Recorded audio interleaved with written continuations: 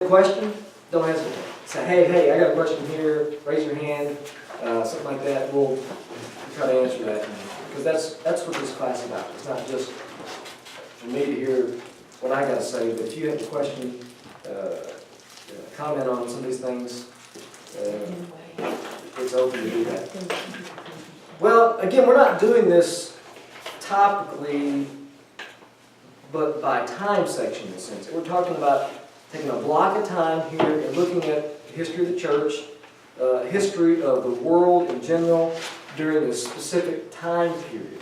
And the first time period is starting in the ancient Catholic Church AD 30. Why AD 30? Well, significant because that's the birthday of the church. That's when the church began. Now there's some discrepancy, maybe it was off 1, 2, 3 years, but that's generally where we're starting because that's when most scholars think that's when the church started, and so that's when we begin our study. And it goes to 323 because that's where we have the rise of Constantine, or Constantine, however you want to say it, the emperor.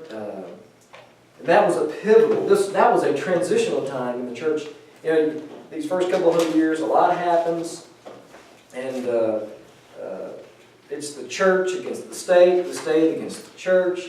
The church begins to get persecuted until Constantine becomes emperor. Then things change, and we'll get to that and talk about that later. So that's the time period we're covering first here. And again, this is the period of the church in the Roman Empire. And again, a time of persecution. In AD 23, again, we talked about this, Constantine became the sole emperor, the one emperor, and he is going to install Christianity as the de facto, in other words, in practice, not so much by law yet, but for all intents and purposes, Christianity became the religion of the state. And so that ended the official persecution of the church, and it was a whole another ballgame now for the church. We're going to find out, for years they've been used to the state being against them, and all of a sudden now the state's going to sponsor Christian activities. They're going to sponsor building of church buildings. Amazing turnaround happened in the church, and there are a lot of good things that happen with that, and a lot of things that not so good either. When we call this the ancient Catholic Church, the word Catholic there is universal. That's what the word means. I don't know about you, but my mind just automatically goes to Roman Catholic, right? But that's not what we're talking about, okay? The Roman Catholic Church didn't begin, by the way, it evolved. You know what I mean? It didn't begin with Peter as the first pope. That's not the story of the Bible. In fact, it didn't really begin around until the 6th century BC. Or 80, I'm sorry. 500-600 years, and it gradually got to that point where you had a pope, and we'll look at how that came about. So, when we're talking about ancient, the old, universal Catholic Church, in fact, you read in Eusebius. You ever heard of a guy named Eusebius? He's an ancient church historian. We refer to him a lot because he wrote about the church, and he was one of the early church historians in the time of Constantine. And the church itself called herself Catholic, but again, not Roman Catholic we're talking about, but basically, we're talking about, they were meant the true church, the genuine church, the real church, as opposed to these heretical, groups that sprung up, or these schismatic groups that we're the Catholic, we're the universal, we're the real church, we're the real deal. Technically the word means universal, but they meant, genuine, real church. And in this class, when we use the word church and Christianity, we're using it in the historic sense. I don't necessarily mean that we're talking about the church of the New Testament, because we're going to find out some of the stuff the church is going to practice is definitely not Bible. It's one of the reasons it's so dark in the Dark Ages is you got away from the light. So don't think I'm saying, well, that's the church, you find the New Testament. Not necessarily. In fact, it's going to help us find out, well, what is the church? how should we practice church today? Man, it kind of helps us figure out some things. And so, much of what we're going to see, we're talking about the church, is not the church in the biblical sense, but in the historical sense. Does that make sense? Mm-hmm. So let's look at this first discussion, the general situation. What's the overall picture here for the first 300 years of the church? And you know, it's like, you ever been up in an airplane? Most of you have been in an airplane like that. You get up there, and you know, I remember going my first time. I flew when I was 18. It's, you know, it's like you're glued to the window the first time. Now I fly. I'm like, I don't want to sit by there. Just let me sit in the aisle. Let me have a seat so I can sleep. But yeah, you look out there and you see things when you're that high up that you never could just in ground level. And you can really appreciate seeing the landscape as it is and contours and, you know, it's just a different perspective when you're at bird's eye view, right? Going through the clouds. Yeah. Well, that's what I want us to do here as we're looking at the church, and let's get a bird's eye view. Let's back up a little bit and see this from a bigger level, kind of survey the landscape. I think you know, before you dive into the details, I think it's important sometimes you do that. You survey the landscape. That's kind of what we're doing. And so this number one here, the fullness of time. Remember this, Galatians 4? Paul talks about this. He says, it was in the fullness of time that God sent forth His Son, born of a woman, born of law. Fullness of time. It kind of reminds me of that phrase in the Old Testament, for such a time as this. You know, God could have sent His Son, think about it, He could have sent His Son anytime. But why then? I mean, He could have sent Him right after Adam and Eve sinned, really. But He waited and waited, and a lot of theological reasons for that. But just looking at this historically, perhaps maybe there was never a time when the gospel could have spread so rapidly up to that point. Historians will agree with this. I mean, it's like, you know, this was the time, if the gospel was going to get out, wow, it could. And a lot of factors. There was this mutual influence of the world and the church. And it's important to realize Christianity did not come into a vacuum. You know what I mean by that? Jesus, when He was born, He didn't come into a neutral situation. You know, we look at how He was born into a world where Rome was ruling it. And we look at the influence of the church on the world and the influence of the world on the church. Obviously, that's, you know, it's hard not to. You know, all of us, we're Christians, and when we're born, we're not born into a neutral situation. We're born with influences and factors, environmental factors, and so too the church was born into real time. And when it began in AD 30, Rome was ruling over it, and there were certain things that the language and the roads we're going to look at, and all these things are factors when God talked about this idea of the fullness of time. A lot of times we think about this during the Christmas time. You know, I preach sermons on this, how God had orchestrated this at just the right time. And one of the important values of this course is that we'll be able to identify those aspects then of historic and present Christianity, which are Bible, and those which are simply culture.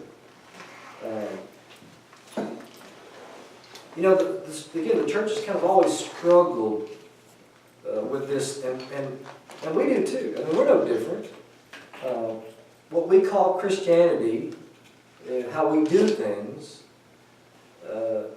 not so much what we believe, but how we, you know, do church and how we conduct the congregational life of the church. How much of that just culture, right? How much of it is Bible? How do you dress? How do you evangelize? How do you take the Lord's Supper, etc.? You know, how much of what is thought a lot of times in the popular mind of Christianity is not Christianity at all? You know, but it's just culture that's kind of attached itself to the church, kind of like barnacles attach themselves to the bottom of a boat or something like that. You know, that's, as the church is going through history, it's kind of like these barnacles. Culture has attached itself, and so a lot of times people look at And we do too, and don't realize, well, that really is not anything to do with Christianity per se. It's just culture that's attached itself to the church. And that's important, I think, to look at. Cicero, the first century Roman historian, once said, you either study history or you remain a child. And unfortunately, he never followed his own advice. But if you don't get a feel for history, you know, if it's like my kids, it's hard for them to think about time because they're so little. You know, you remember having these conversations with your kids and you're trying to even talk to them about next week, much less trying to talk to them about, you know, ancient history for them is their birthday. You know? And for children, you know, history begins when they're born. But I tell you, a lot of people walking the streets of America today, their history for them begins when they're born. That's a very childish way of seeing things, you know? Remember, Jay Leno used to do these on the street interviews. Remember that? He always asked these people about history, even current events too. People didn't even know who the vice president was, stuff like that. I bet it hasn't changed. It's probably gotten worse. But, you know, still, if you go ask people, even in the church, you know, we do a survey next week, you know, not to put anybody on the spot, but ask a little bit about history. You know, it's kind of a quasi, it's like shadowy, we don't know much about it. And you know what, it's okay, but I think we need to be motivated to learn something about it so it can help us out. And you know, when you study history, you can't help but study everything. You study theology because that's what happened. With all these theological controversies, and you study philosophy. It's just the nature of studying history. Historians are not so much specialists, they're generalists. You know what I'm saying? Because a lot happens, and you study history, you study it all, because it all happened. Well, and too, it's such a spider web. This leads to this, and so this is involved, and then this leads to that. There's a connection no matter where you go. Absolutely. It's all interconnected. And it's like the old butterfly effect, you know, when we talk about. And that's important, especially, let's just narrow it down with us in the church. Well, why do we do this? You know, well, because my grandmother did that. You know, come to find out, why don't we, in the Christian church, we used to have like these chairs up at the front of the church, and the elders would sit up there. Anybody in the Christian church or whatever, and they would preside over the service. It used to be all the elders could serve communion about it, how dare you let a deacon serve, whatever. And we've changed that, and glad we have. But for years, we still kept. I remember when my last church in Mississippi, it was more of a traditional one. They still had the chairs up there. It's like, don't know more elders, but we've got the chairs. And if you came in, you had no idea, what are those chairs up there for? We can't move those chairs. Why? I don't know. They've always been there. I tell you what, one time I got myself in trouble because when I was in Mississippi, the preacher I followed, he'd been there for like 20-something years. Don't ever follow anybody who's been there 20-something years. And by the way, it was different this church because the preacher of this church handled it. Man, he was just so good. But this guy, not the way he handled it, but just he was tall. And obviously, I'm not. And the pulpit, I felt like I was Napoleon up there. And so I asked the elders, I did ask the elders, guys, can I move this pulpit, And so one Sunday I moved it, and boy, that wasn't good. You think, man, I had preached some false doctrine or something. Our last church did that. They had this big oak pulpit.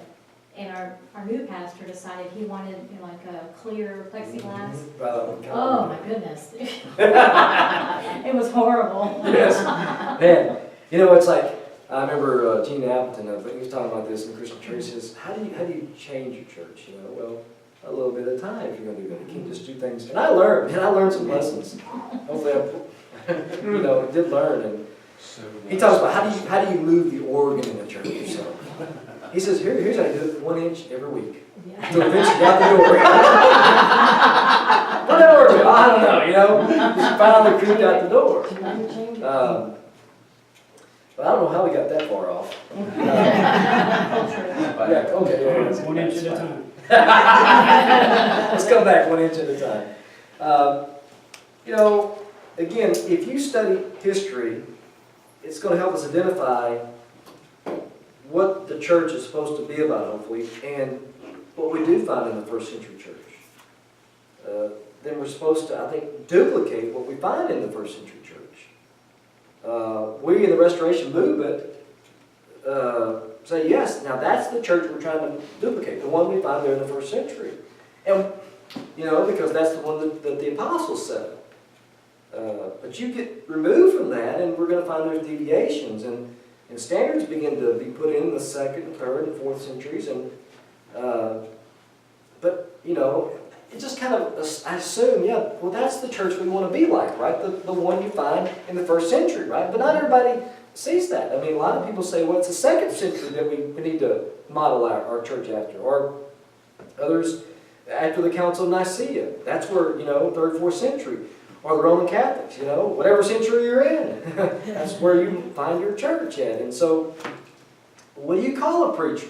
Well, it depends on which century you're going to look at modeling. If you're going to go to the 2nd century, you'll call him one thing. Because, you know, we're going to find out the eldership began to be, it evolved to a hierarchy where you had a rule of a plurality of men, to it became a hierarchy of one man began to rule over one church, and then ultimately, obviously, where you got to the Pope, you know. And so you didn't get there overnight, but don't you want to go back to the way it originally was set up by the apostles? So anyway, that's some important things to study when you're, I think, some value in studying church history like this. When Christ was born, civilization was old, tired. It's hard to think about that, but a lot of the great empires had already come and gone. As Jesus already was born. Sumerian, Akkadian, the Neo-Babylonian, the great Egyptian empire, you know, all the pharaohs, the Persians, and there was Cyrus, and the Greco-Macedonian with Alexander the Great and all his kingdom and his empire, the Hittite, and even Rome itself, it was on the way out. The heyday of Rome really had come and gone, and it was beginning to crumble from the, you know, it would be around early 400s, it was gone too. Not too far, really, if you're looking at the big picture. Again, it's hard for us to imagine. You realize, though, that when Abraham went to Egypt, the pyramids were already over 1,000 years old. Already. So Abraham was 2,000 years before Jesus.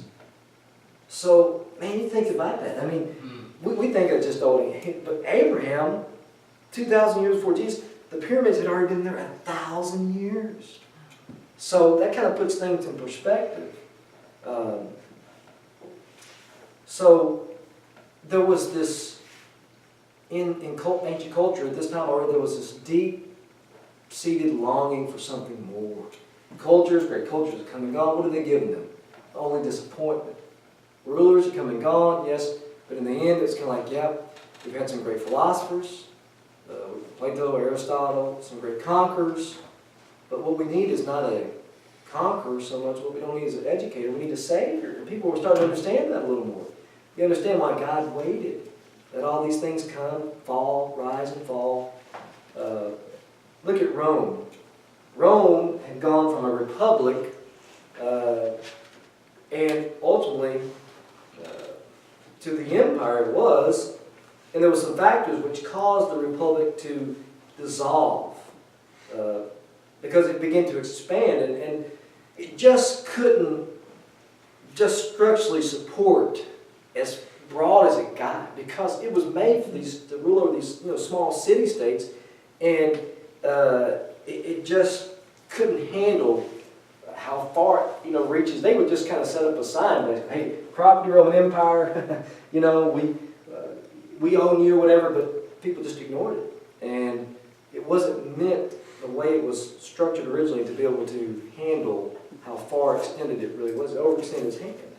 And there was economic trouble, inflation, high interest rates. The political situation was unstable. And it reflected this in the rising power of the military. You know, the rulers came from the military. And when there's a vacuum there and there's trouble, a lot of times people turn to the military, a leader will rise up. You think about after World War I, what happened? In Germany, there was civil war, and there was this turmoil, and who they turned to? This guy named Hitler. And how did that turn out for them? And what kind of ruler was he? He was a dictator. Same kind of thing happened in Rome. You know, the rising power, you know, Julius Caesar and his adopted nephew, Gaius Octavius, Augustus, who becomes familiar, he became the sole dictator. And also the rule of law gave way to the rule by men. This inevitable rise of dictatorship that happened. You know, again, Julius Caesar's adopted son, basically, he bought into this Oriental myth from the East that the leaders were perceived as gods. Alexander Great, he's the one who incorporated this. You know, he went to these places and they would bow down to him. Hey, it's nice to be a god. You know, and so people obey you when you're a god. You know, they see you. Look at Japan. Remember how Japanese saw the emperor? That's the same kind of thing. That ancient Eastern type thing. Well, Romans, see, for a long time, they weren't considered gods. It was only until Augustus, who means blessed by God, he became one of the pantheon. He became one of the gods. And so, you know, it's the old joke. What do you call a man who has an army and you don't? The answer is anything he wants to be called. And he's got an army, and he's referred to as God. You know, a lot of the Romans, personally, they knew he wasn't a god, but the myth began to pick up steam, and the divinity of the emperor began to take off.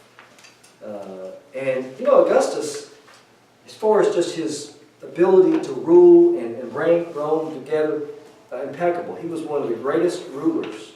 You know, remember we talked about this in the sermon? Here's a guy who took Rome. It was known as a city of brick, and then at the end, when it was all said and done, it was known as a city of marble. I mean, Rome was falling down, and he changed it, and it just became amazing. He really restored a lot of ancient prestige and glory and honor, and revived it.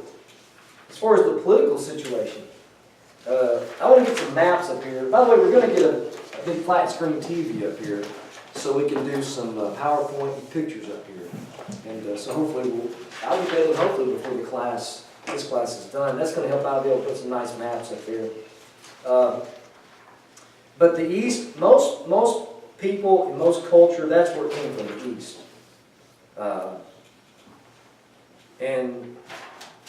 You know, Egypt, and the East is where, again, most people, civilized people, were living at this time. And it was densely populated. And Rome, you know, we're talking about the East over there in Byzantine and Constantinople and Asia Minor and things like that, Ephesus. And then you move over to the West in Rome, that was just on the edge of the boondocks. You know what I mean? Because you keep going a little bit west, you went to France and Spain, and that's where the barbarians were. These unsophisticated, uneducated, barbaric, vicious, uneducated, you know, just that's reading, they call them barbarians. And up to the north, the Teutonic people, the Germans, people at that time, by the way, those are our ancestors. The barbarians, you know, they, you know, Rome, when it got to the Far East, couldn't do much with those people over there. You know, the Far East, like Mesopotamia, ancient cultures that used to be over there. Remember, Abraham came from those, you know, Sumerians and things like that. They couldn't do much with them because they consider the Romans upstarts. You know, hey, we're the ones who has ancient society. We're the cradle of civilization. And so their civilization was deeper and older and more massive. And they really couldn't do much with those people over there. But they also couldn't take their culture and Latinize these barbarians. You know, they were just so far gone, morally, educationally. How do you take that and culturalize these people? It's kind of like, and I gotta be careful here, but sometimes you go and we as Americans will just go in there and we'll educate them. We'll help them become culture, and it doesn't work sometimes. People are so far uneducated and gone. It's so hard. How do you bring democracy to people who really don't understand it, don't want it? Same kind of thing, right? Rome was trying to bring civilization. They would love for this, but a lot of people just didn't want it. In some ways they did want it. That's why they invaded Rome, because it was like, we do want that. And they were just the way they went about it. And so, by the way, this is why Latin never became a universal language. Rome conquered the world just like Alexander the Great did. And what became the one language of the world after Alexander? Greek. And the Greek culture did. But not Latin. Latin was the language of the Romans. But it never became the official kind of language. That's why the New Testament was written, even though it was written in a Roman world, it was written in what language? Greek. Because what did the world speak primarily? Greek. It was written in this Koine Greek, which was the common language of the people. When Jesus was born, the world was wearing Roman boots. You know what I mean? But they were thinking Greek thoughts, speaking the Greek language, and the Romans hated this. Roman philosophy was just basically Greek philosophy. Roman gods were just Greek gods changed to Roman name, Latinized. Same thing again with the literature. The only things that Romans, this is a broad generalization, the only thing Romans were better at than the Greeks was law.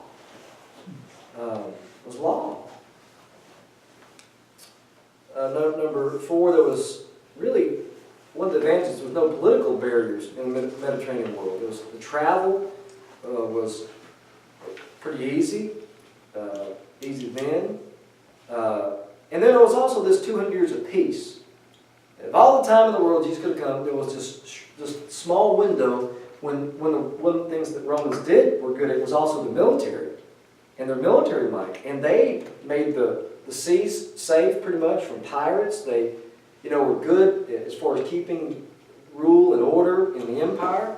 And that really helps out when you're trying to take the gospel out. That there's peace, there's tranquility. There, you can, in our country, you can go here to there and travel. You can have this class and don't have to worry about, well, I hope I don't go by a checkpoint tonight. And they see I've got my church history, book.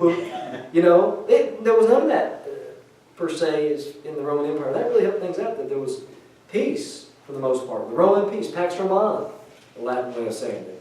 The roads. Another thing, they were good at building roads. Some of them, you guys have been over there, some of you have been to Europe. Some of them are still there. And they built over 250,000 miles of roads. By the way, that's one of the things I appreciate about our country. You go to other countries, and the road system sometimes is just really, really bad. It's like, especially you go to third world countries, obviously. You go like Haiti.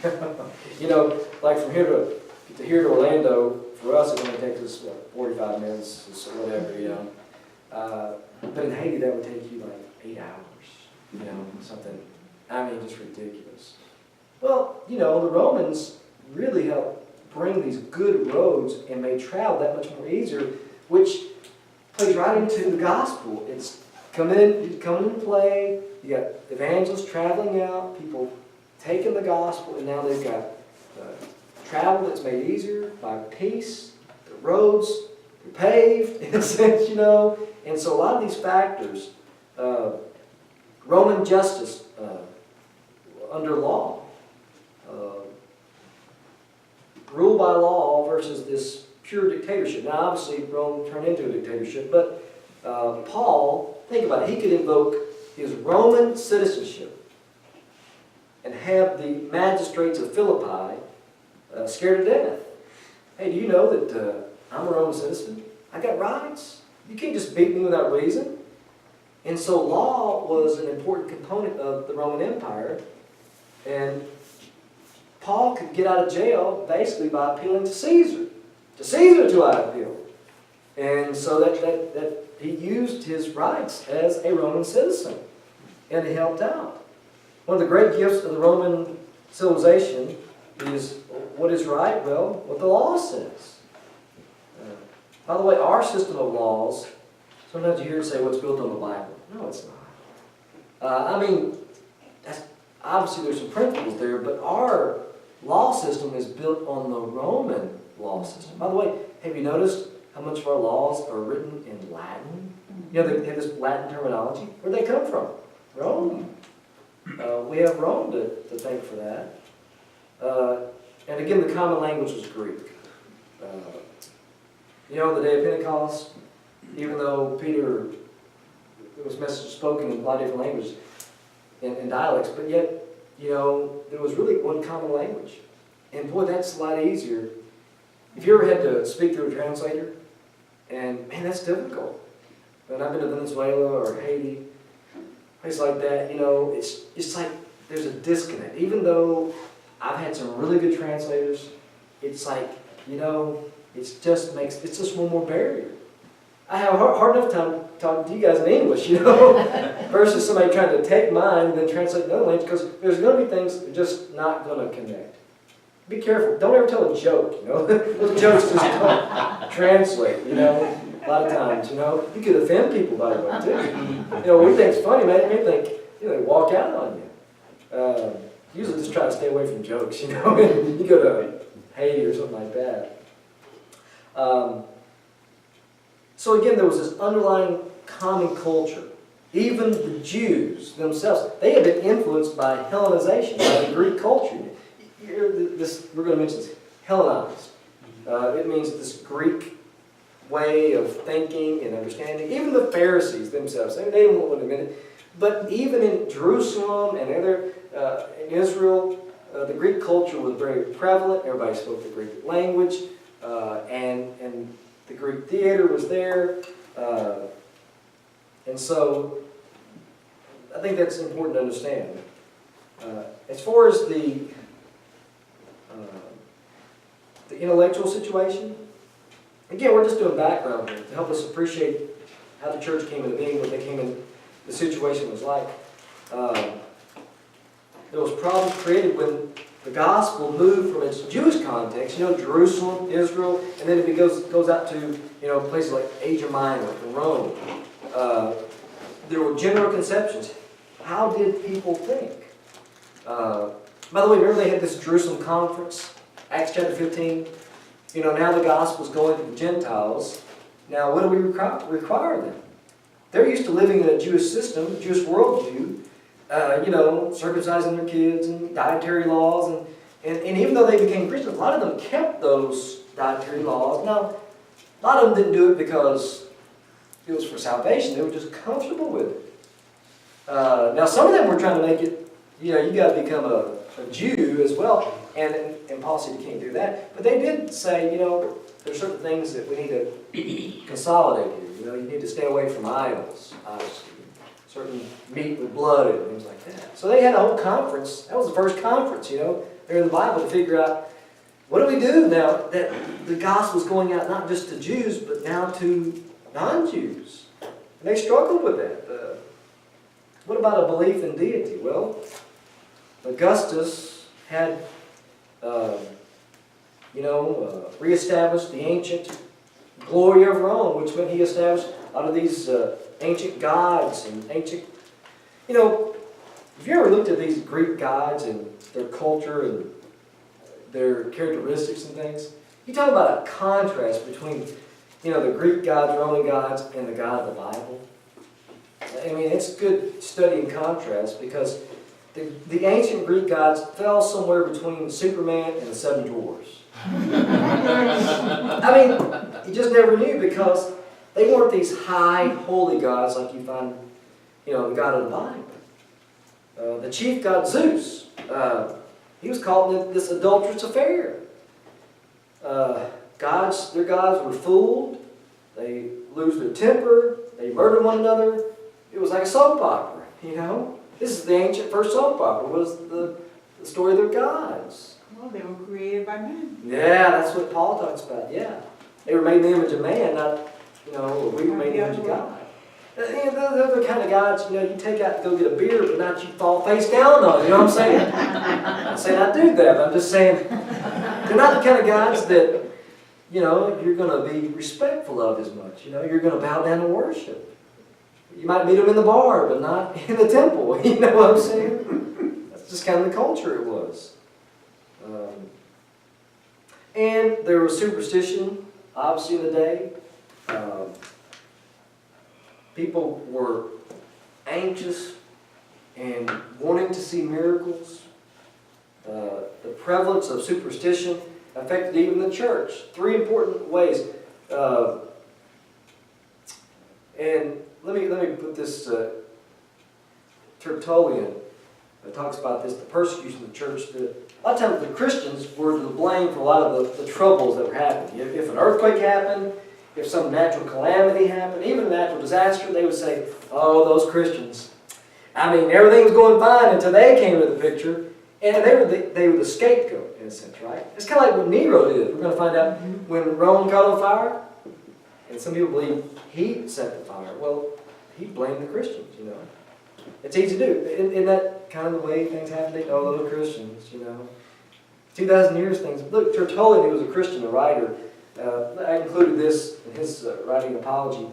By the way, apology in the original language means a defense. Not like, I'm so sorry for being a Christian. That's why we call them apologists. They are defenders of the faith. It comes from the Greek word apologia, which means it's like a lawyer defending his case, right? We have some great apologists in our day, like Ravi Zacharias, Josh McDowell, Lee Strobel, some of those you may have heard. Well, Tertullian was one of the first apologists. Why? Because who's going to answer the critics? Somebody's got to speak up for Christianity. That's why today I really appreciate guys like Ravi Zacharias. Let my people think, because somebody needs to answer those guys. We do have an answer. Yeah, he is up there. If you want to be confused, just listen to Ravi Zacharias. But we need somebody who's got that high intelligence to answer somebody with their intelligence as well. Listen to Tertullian. This is his words. He says, if the Tiber rises as high as the city walls, there's a flood. If the Nile does not send its waters over the fields to, get them all ready for the harvest. If the heavens give no rain, there's a drought. If there's an earthquake, if there's a famine or pestilence, straightway the cry is, away with the Christians, to the lion. Feed them to the lions. What? Shall you give such a multitude to a single beast? That's a lot of people to give in one lion, he's saying. He's making fun of them. Don't you love this? Who says Christians don't have a sense of humor? Well, he said, pray tell me how many calamities befell the world and particular cities before Tiberius' reign, before the coming of that is of Christ. Was there not earthquakes? Was there not floods? Were there not droughts? Of course there was. So, it's not logical to blame these things for the Christians. These things have always come here. It's just cyclical. It's not anything to do with Christianity per se. After the age of the apostolic miracles, the apostles in the first church were able to do these miracles and pass it on to a few people. But when the apostles died and then these people died out, well, miracles really weren't needed anymore because you had the Bible completed and things like that. But a lot of Christians who maybe didn't know their Bibles much, things like that, they were quick to kind of accept any kind of tale of the miraculous, which is kind of similar to today, You got a bunch of ill-informed, superstitious people sometimes, and they're looking for anything miraculous today. If you want proof of that, all you got to do is turn on the television, TV networks, religious networks, and you see this kind of mindset. The same kind of mindset. I find a lot of these people who, they really don't know the Bible. They're just looking for that which is supernatural. And have you noticed today everything's a miracle? Mm-hmm. We categorize everything as a miracle, but is it really? Is it like the Bible is a miracle? we call when a baby's born, oh, it's a miracle. Well, I mean, your birth is a miracle. My birth was a miracle. What's that say about Jesus' birth then? The virgin birth. Well, that was a miracle. That was something you just can't have happen without God intervening, right? I mean, you've been there for the birth of your children. It is a wonderful thing, a wondrous thing. I wouldn't say it's a miracle. Everything's a miracle today. Got a job. It's a miracle. For some people, yeah. Got a date. Man, guy got married. That was a miracle. But not biblical. You know what I mean? So you still see this today. People see what they expect to see. Sometimes there's a psychological component to it. It also helps to explain the rise of saint worship. We're going to look at this more in just a little bit. But a basic requirement, how they canonized, they brought these individual Christians into the realm of what they call the saints, another different level of Christians. By the way, the Bible says if you're a believer, you're a saint.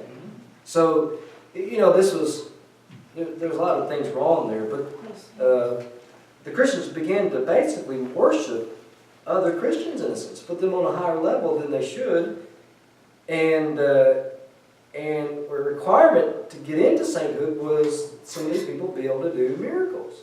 You see that today with the Roman Catholicism. People had to find proof, and after they died, even. It's not good enough they did it while they're alive, but now they can do it while they're dead. And that was Saint Mary over there, or that was the Pope. He did a miracle, things like that. So this kind of stuff, we'll talk about this more. It's still preserved again in the Roman Catholic doctrine.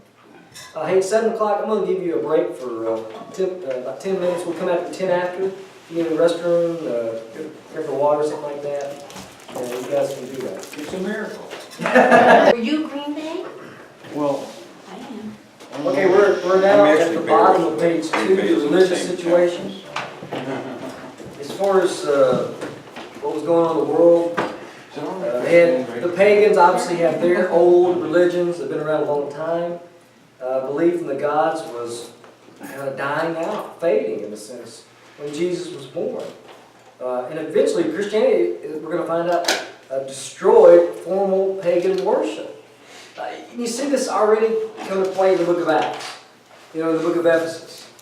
About the idol maker who was being run out of business.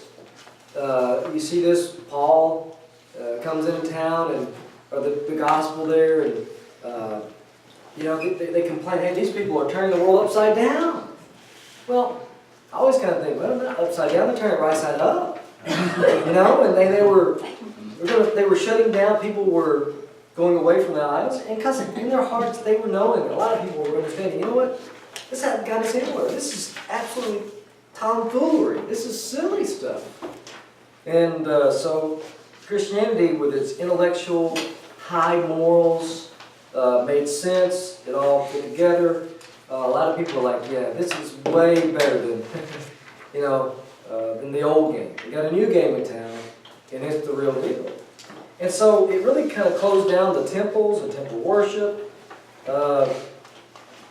But we're going to find out that paganism really still survived, attached itself to Christianity in culture in many ways. The ideas still survived, even though people weren't going and participating in worship of these pagan gods. It still had vestiges of it. There was still remnants of it that attached to the church and carried on. You see this like in Latin America, when Christianity went over there, and they really didn't thoroughly Christianize them. They basically had a gun until a lot of them says, okay, we're going to sing Just As I Am, and how many people are going to come forward? They came forward, but guess what they came forward with? Their pagan background. That's why I see a lot of times in Latin America that Christianity is a mixture of Christianity with paganism, really. you know, a lot of the candles and stuff and a lot of those other things, and much more. And so that happened in early churches. They shut down the temples, but the people held on to those things. And they brought it into the church, and now they just made it in a Christian way. And so, you know, the question is, did they in their passing leave the imprint on the Christianity and Western culture? And I'd say, yeah. A lot of their ideas still survive. And so you see these traces, these vestiges of old Roman religions, page 3, marriage. You know, is the wedding a religious ceremony in the Bible? No. It's not even really mentioned in the New Testament except for a wedding feast. Have you ever noticed that? It's always funny, Hollywood, you know, you see, they're total misunderstanding. You know, it's like the preacher gets the wedding ceremony out of the Bible. There is no wedding ceremony how to, you know, to do a wedding in the Bible per se. You know where we get that from? Roman culture. Marriage, it was a religious ceremony in ancient Rome, but the idea of the betrothal, engagement, involving why do we put a ring on the third finger of the left hand? Well, that's what they did in Rome. It was all part of the Roman pagan culture. The veil that the bride has, where'd that come from? Roman paganism. Presents, garments, assuming the name of the husband. The auspicious wedding day. Why is June a good? Why not Friday the 13th? Where'd that come from? Rome, in their culture. Carrying the bride over the threshold. The sacred cake. You know, all that are echoes of pagan culture, and it also came into the Middle Age church. I'm not saying it's wrong. I'm just saying it's not Christian per se. We Christianize it, you know, and we've taken the rings and made them symbolic of the, you know, the love and things like that. And, you know, I think that's appropriate. And I think that's good that Christianity will pounce on things that are pagan and turn them into Christian things. You know, like Fall Festival we do. There's Halloween, a thoroughly, pretty much pagan holiday, you know. And Christians have taken that and turned it into a night of light and brightness. But isn't that what Constantine did to try to get the pagan side to buy more into the Christianity side of the Yeah. Him and a whole lot of others, you know, that was part of that thinking into it. Christmas, Sol Invictus, the day of the celebration of the incomparable Sun God. Christmas took December 25th was a holiday in the Roman world, and they said, we'll take that, and we know an incomparable Son, Jesus Christ, right? And we're going to take that and use that as his birthday. But in the East, they have been celebrating the church Christmas, January 6th is the birthday of Jesus. And a lot of people still do, by the way. The Eastern church, don't they still celebrate January 6th as the birthday of Jesus? By the way, when was the original birthday of Jesus? Remember when the Bible says that? late September? You know what? Maybe. We don't know. It could have been December 25th. Maybe it was September. The truth is we just don't know. I think December 25th is as good as any day. And but the Eastern Church still used January 6th. In Christmas, evergreens, presents, eggnog, candles, other elements retained from the celebration of the Sol Invictus. Leftovers, the old religions in Jesus' day. Now some people, you and I, take that, but some people will not even celebrate Christmas, and, you know, because of that. And obviously, Jehovah's Witnesses will do that. They'll take that and say that's a pagan day and can't use that. And some people in just Christendom, Christian church, you know, won't do that because I think it's where it falls in Romans 14, like we're studying Wednesday. I think that's a matter of opinion, you know, matters of indifference. It's amoral. It's neither right or wrong. You want to do that, but you do it. You do it to the Lord.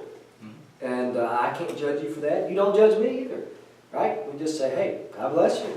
You know what? You want to do that? That's great. That helps you draw you closer to God. That's fine. What about Easter? Pray tell, what does the Easter bunny have anything to do with Easter? Commercial. Yeah. Not one thing. Like- Yeah, it did have a lot to do with the old spring festivals of pagan religion. The rabbit was a symbol of fertility, still is. It was Estar, wasn't it? Yeah, I'm not sure all the background there, but The obviously fertility god. the fertility god, Estar. Estar. But, you know, I think, you know, I struggle with this as a preacher sometimes. You know, we have an egg hunt, but then we take the egg hunt and we put a cross in it and make the story of Jesus. And so, hey, you know what? We can capitalize on that, but I do not want to see an Easter bunny in this church, okay? Watch, we'll probably have one this year. Ron, you're going to dress up like that. I'm not dressing in one of those outfits. You know, I just have a little trouble with that. You know, going that far. I think it's hard enough to keep people focused on Jesus without going that far. You know. And then saint worship. Enormous, huge amount of deity sprang up from the Latin habit of attaching some divine entity to every aspect of life. I mean, everything. You know, you do anything, we're going to attach a god to it. And the old gods eventually disappeared, and the Romans thought every particular aspect of life, again, had to have some minor deity to which you would give attention if you're going to do well in life. Well, I got to take my deity along. I got to, you know, do this. And so, look at the Roman concepts of God in the term of their every aspect. Look, Ceres, the cornfield. You're going to plant corn, say a prayer to Ceres, right? Sylvanus, the forest, God of the forest. You're going to travel out in the forest, better say a prayer. Put your little islet to Sylvanus. Carry him with you. Mercury, you're going to be transacting business deal. Pray to Mercury, Apollo, healing, Janus. The opening, closing the door. By the way, we're in the month that this of Janus's month, January, named after the god Janus. Right? All our months are named after gods, basically. It's August, which is named after another god, Augustus, right? And then Thought it was God. there's another one, yeah, there's a couple more like that. Yeah, he had to add some months, by the way. And days of the year, too, or days of the week, he kept adding them. So you kind of get this cardia, the hinges. They even had special deity for the hinges of the door, the threshold. Jupiter Lucetius, daylight. Jupiter Fuglar, the lightning, the rainfall. Hermes, you probably heard of Hermes.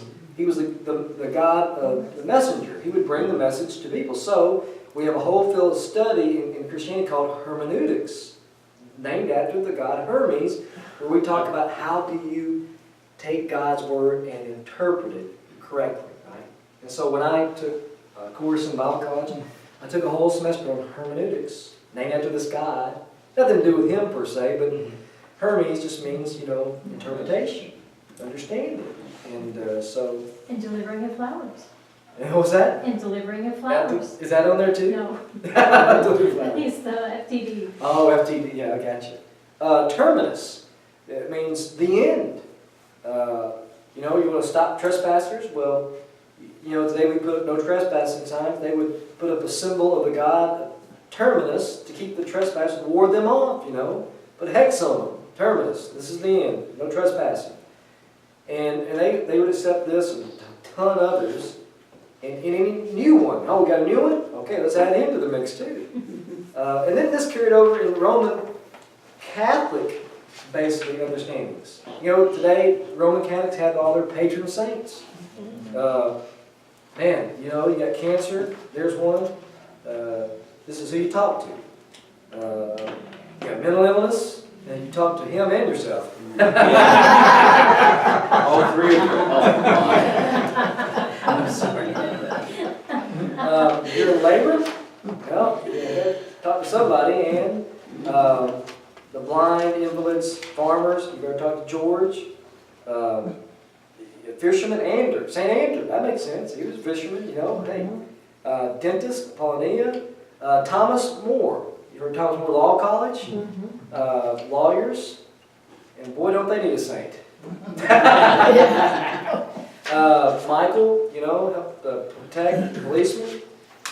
Christopher, these a lot of medals where people wear their neck, statues, the dashboard, St. Christopher, Safe Journey, and on it goes. These old gods disappeared, but they reemerged as patron saint. You see how this happened? I think, where did we get that from? Well, old Roman, Greek paganism has worked its way into the church. This is what I'm saying, how culture attached itself to Christianity like a barnacle. And so this carried over, and they assumed saints, the old functions of them, and began to pray to the saints, and the same reason they prayed to old Roman gods. State religion, again, was a big factor. The worship of the emperor required of everyone except the Jews. They knew the Jews weren't going to do this, obviously because they were monotheistic and they worshiped one God.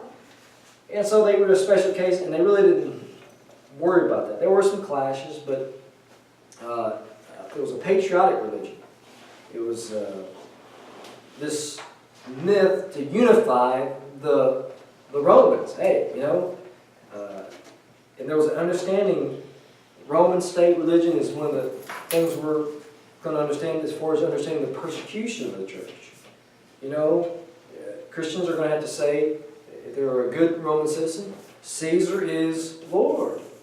Well, you can't do that, right? Because there's only one Lord, and we have one master. So what are you going to do? And so we'll discuss this a little bit later. Then you had this group called the mystery religions. You heard of them? Early centuries. They were imported from the East, and then places like Egypt as well, the Orient, Mesopotamia, and the mystery of them. And by the way, liberals will say, well, this is where Christianity got some of their beliefs from. You look at liberal scholars, and some of them say, see, Christianity borrowed from these. That's where they got these ideas about the resurrection things. And there's a whole wing of, lunatic fringe lefties that are going to do that. And there's a lot of them out there. And I don't think it holds any water. But mystery religions kind of played like the role of lodges in 19th century America. Mystery, there were these secret rites, and that's why we don't know much about them. It was so much secret that it didn't get passed on, And so a lot of things were secret, and it was very popular with a lot of people. It filled the vacuum as far as the loss of the old gods they didn't have anymore, and they were a little more respectful as far as religion. And then you got Mithras, Isis. This is the old Isis. Dionysian, Sol Invictus, we talked about her earlier. Some of them were some of the mystery religions. Some of the characteristics, again, there are superficial similarities to Christianity just because of the nature of worship or religion. But I don't think necessarily Christianity borrowed from that. I think that's not fair. They do represent kind of a turn from the objective to the subject. They offered salvation and morality, or it's supposed to be immortality, I think. There's a spell check. I didn't get that one there. Life after death. They warned of torture in the underworld for the uninitiated. They allowed the believer to participate in the death and resurrection process achieved by the founder of the cult. So a lot of people look at that and say, aha, see, Christianity borrowed from that. But hey, there was a different component, though, as far as the depth. A lot of the religions had some kind of their hero died, came back somehow, some way, but not the specifics like Christianity did. There was a difference there. They offered different kind of rites, released their emotions. They emphasized unity with the deity, one with God. They offered personal inner power with a view to success in life, and with also a lot of these meals and washings. Some areas of distinction for Christianity. How they differed was they had nothing to offer, really, again, to compare with the character of Jesus of Nazareth. The high moral character that Jesus brought. You know, Jesus one time said, who can convict me of any wrongdoing? Nobody could. That wasn't the case with some of these mystery religions. Even their gods were kind of obviously shady. The mysteries had no founder who could be identified in recent history.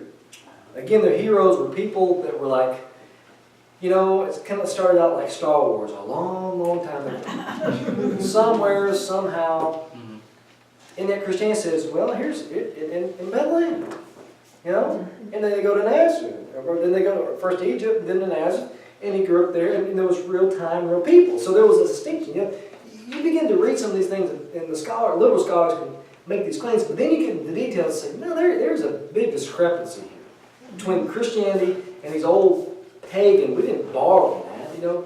There's just naturally some, you know, similarities, but there's some big distinctions too. They were devoid of the concept of the incarnation versus the hypothesis, that is, a God who became a man versus a man or woman becoming a God and voluntarily, lovingly sacrificing his life. And the mysteries were the elitist, by the way. You know, they lived in their ivory towers. There was only certain people could get in. You know, you had to have, it was expensive. You had to have the right kind of money. Like sometimes to get in these lodges and things like that. Not everybody can get in there. Hey, it's an elitist club.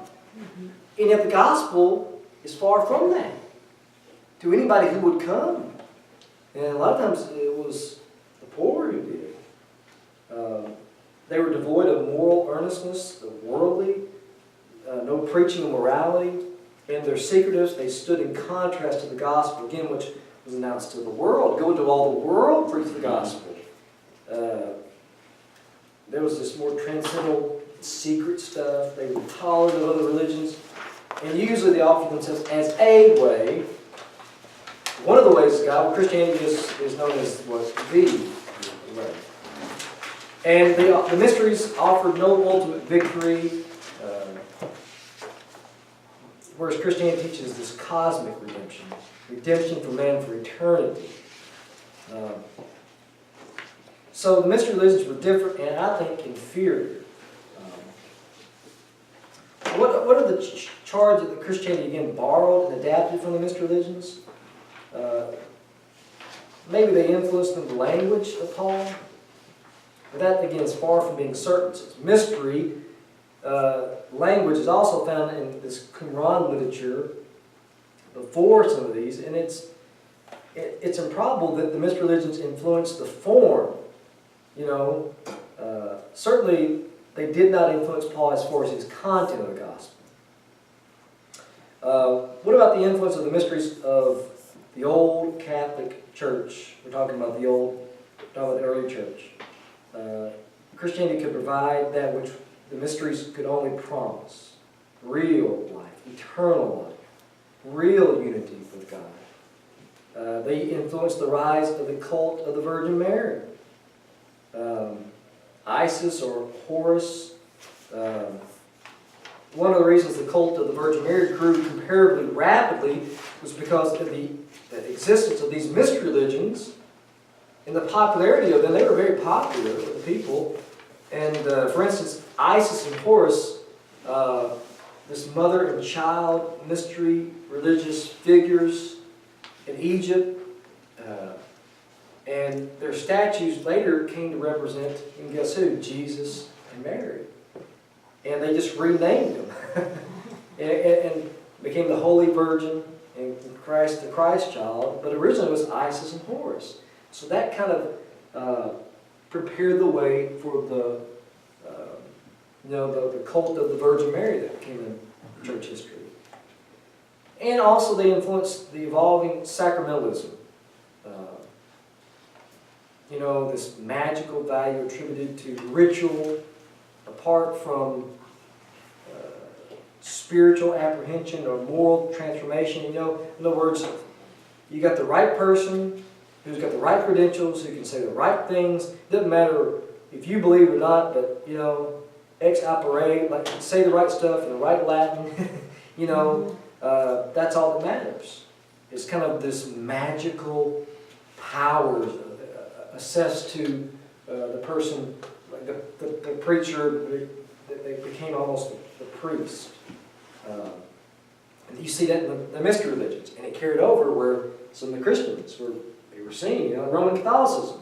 You get the right priest, and it's just the ritual. You just go through the ritual. It doesn't matter what you believe at all. A baby, doesn't believe a thing, doesn't know a thing, but you get or a dead person, you get rights to a dead person. Hey, it doesn't matter dead. You just get the right person to say the right Latin words. I'm hooked up, brother. That's all you need. That's leftover paganism. And then also the influence of Judaism.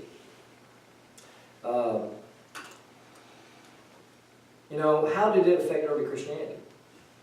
Well, you look at the Old Testament,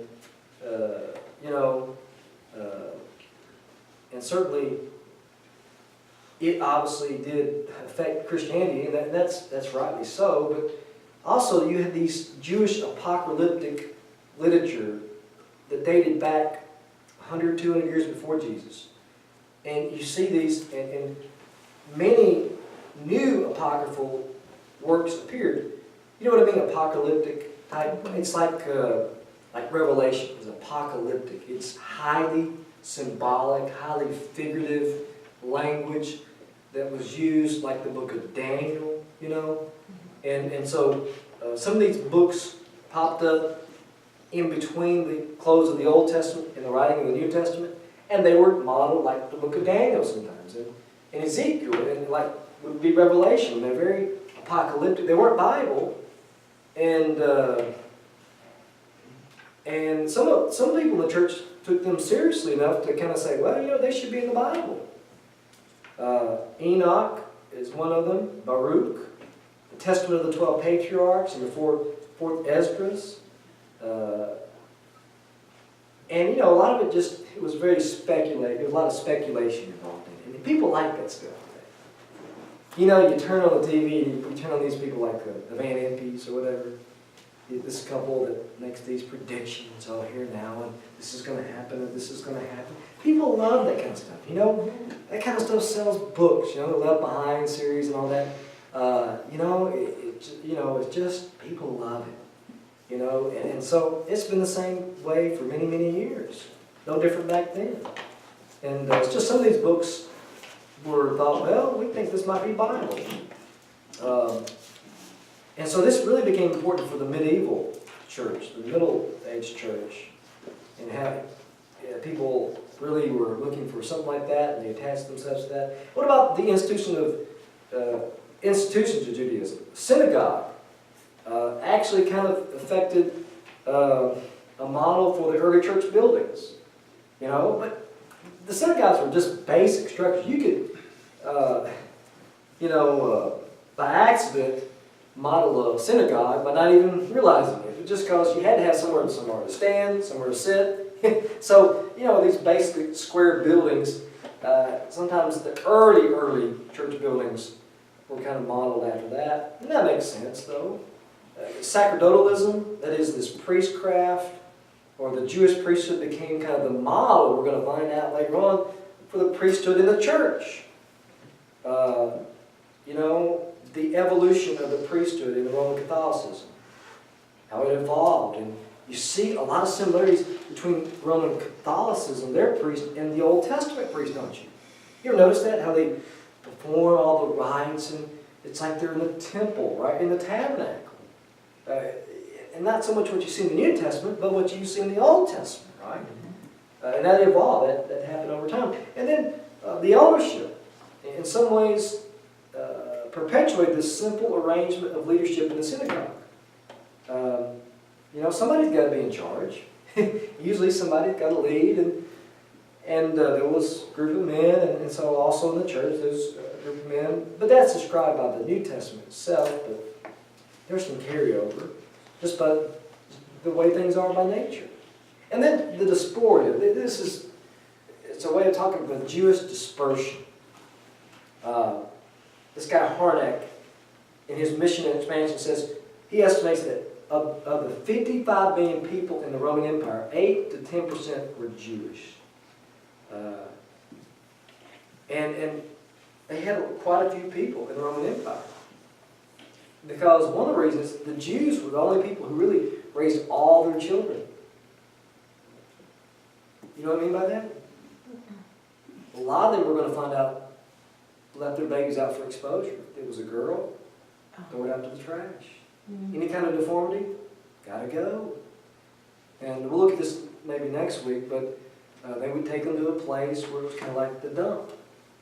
And they would leave them to die. And some people would come out there, they would look over the babies, and they would not buy them, they'd pick them up and save them, but save them to raise the girl as a prostitute. Or take the boy and raise him as a slave. It'd take a lot of money to raise him, but he gives money back. We're going to find, this is why Romans 1, if you lived back then, you would understand the depravity of man. By the way, are we much better today? How many babies are killed in our country? I mean, I know we're a more sophisticated society. And we're going to find out, you know, who saved a lot of those babies? Christians. The church would go down and pick those babies up. Who's going to say something today, by the way? If it's not the church, who's going to stand up for life?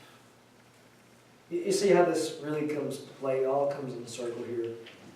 We are poured by some of these things, but we're also encouraged by what the Christians did back then. And again, this kind of gets a flavor for what they were dealing with. The low morality of the people. Romans 1 says the godliness, the wickedness of men, the wrath of God is poured out, and it was just bad. And it was bad. It still is, but it was really bad back then too. But there were more Jews living, for example, in Alexandria, Egypt, than there were living in all of Israel in Jesus' day, in the first century. You realize that? More Jews lived in that one city, Alexandria, Egypt, than all of Palestine itself. And by the way, you know how it got that way is because years earlier, in a couple of different ways that the Jews were dispersed was, first it was the Assyrian Empire that came in and took over the northern kingdom and punished them. And there was no more northern kingdom, by the way. They were gone, never would come back, and spread them out all over the world. And then the next one was the Babylonians who came in and took them over to Babylon for 70 years, and a lot of them didn't come back. And then Alexander, he also had a way of taking some of them and using them, and a lot of them moved out. And so, by the way, it makes sense. Where did Jesus go when he was a baby? Where did God tell Joseph to go take the baby? To where? Egypt. Yeah. Would they have been comfortable in Egypt? Sure would have. More Jews living in Egypt than there were all of. Probably went to Alexandria. So it made sense. Were these including both Samaritan Jews and Judah Jews? We're talking about just Orthodox Jews, basically, that were living in all, Orthodox, how Orthodox were they? But you see this on the day of Pentecost. Jews coming from Parthia, Medes, 15-something different regions around the world to come back to still, participate in Pentecost. And so this is going to have an effect because the God-fearers, you had these Gentiles who accepted the God of the Old Testament without kind of committing to the Jewish way of life. It really can prepare them for the introduction of the gospel. You see here a couple different things. I'm not making good sense of this, but first off, you got the Jews who are dispersed, and when Paul took the gospel out, he went to the Jews, right? Why? Because they're made ready to hear the gospel. They already know that there's one God, and they know something about a Messiah. So he just shares with them Old Testament prophecies, and he says, hey, the Messiah's come. His name is Jesus. Jesus of Nazareth. Let me tell you about it. And some of them listened, some of them didn't. And then he would go to these Gentiles. A lot of them were God-fearers. That is, they believed in one God. They didn't go the whole way. You know, they weren't circumcised. Hey, I believe, but not that much, you know. Let me tell you what, Timothy, even though, his parents, one of them was a Jew, but his dad wasn't. He was one of these God-fearers in a sense. And later Paul had to circumcise him not because of salvation, because of expediency. You know, we just don't want any more trouble we have to. So, sorry Timothy, you got to undergo surgery there, all right? But that really helped, you see, the spread of the Jews throughout the world. God, obviously in His sovereignty, set these things up so years later when Paul, Timothy, and Titus and others go preach the gospel, there's a ready-made audience. The Jews and even the Gentiles who have an understanding of the one God, influenced by their Jewish neighbors. But then you also see this Jewish persecution, obviously, very early on. Because of the persecution of the church by the synagogue, a lot of animosity developed toward Judaism in the early century church. The Roman persecution, as the New Testament closes, there's a little bit of Roman persecution, but not much. Mainly the persecution is coming from the Jews. It's the Sadducees, it's the synagogue rulers, they're the ones taking it to God's people. Saul, And so Roman persecution really was just kind of a weird accident, in a sense, with Nero and things like that. But it wasn't systematic. It was just kind of sporadic and not, over a lot of time period there. Just a little bit of time, then stop, and then it would get a little more. But what happened was, just as the Jewish Christians often held the Gentile converts, you can't become a Christian unless you first become Jewish. That's what they were trying to make them, right? And so there was a bias. Remember, it was 10 years before they let the Gentiles in. Remember this? God had to bonk Peter on the head 3 times. Don't you call anything unclean, I've made clean. And he wasn't talking about pork chops. He was talking about people. There's no unclean people. Didn't you read Joel? He wants all. I want my spirit to be poured out on all flesh. So 10 years later, Gentiles come in with Cornelius and his household, Acts chapter 10. And just as there was a reversal though, where the Jews said, now you guys got to, told the Christians, the Gentiles, you got to become Jews. Now, the Christians were becoming Gentiles, and they were saying, you know what, you need to leave your old Jewish ways behind, and you got to become Gentile. You know what I mean? To stop your dietary configurations, things like that. And it was a role reversal happened after, first century there.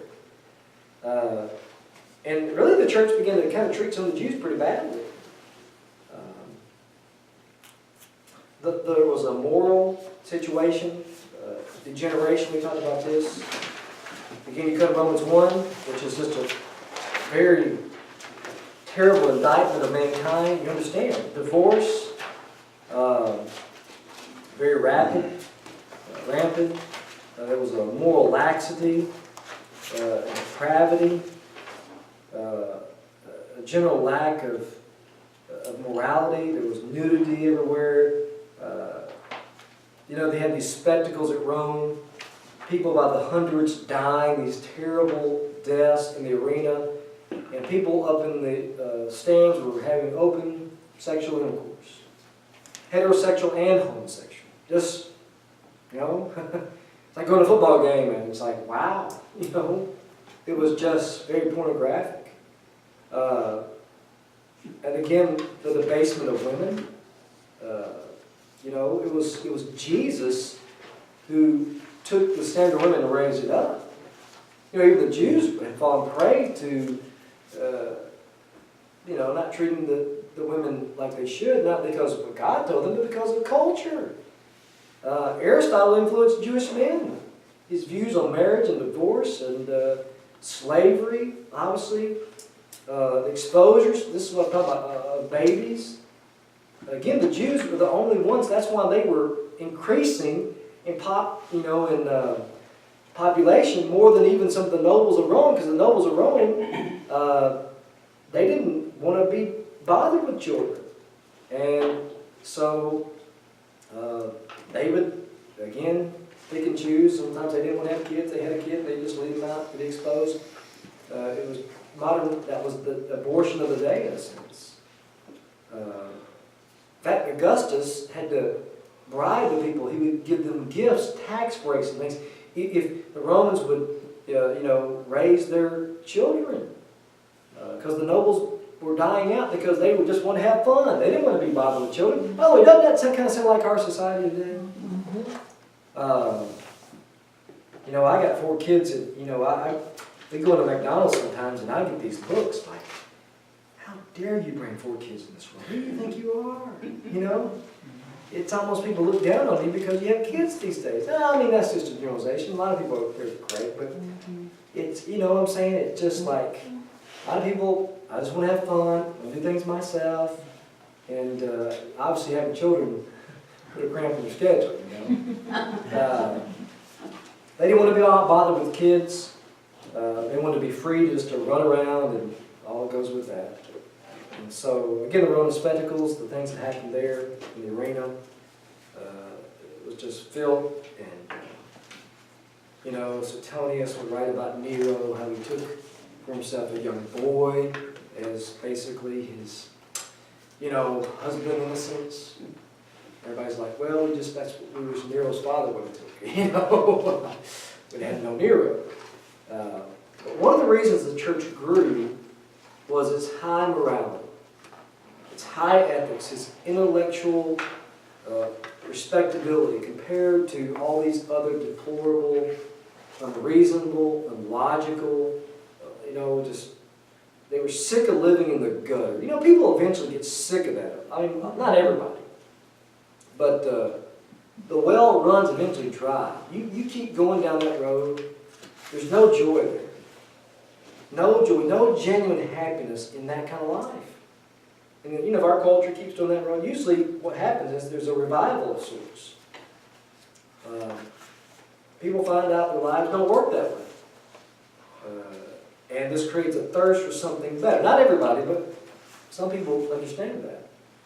And so that kind of all sets the stage now for the discussion through the growth of the church and the expansion and struggle of the state. Any questions over what we've talked about so far?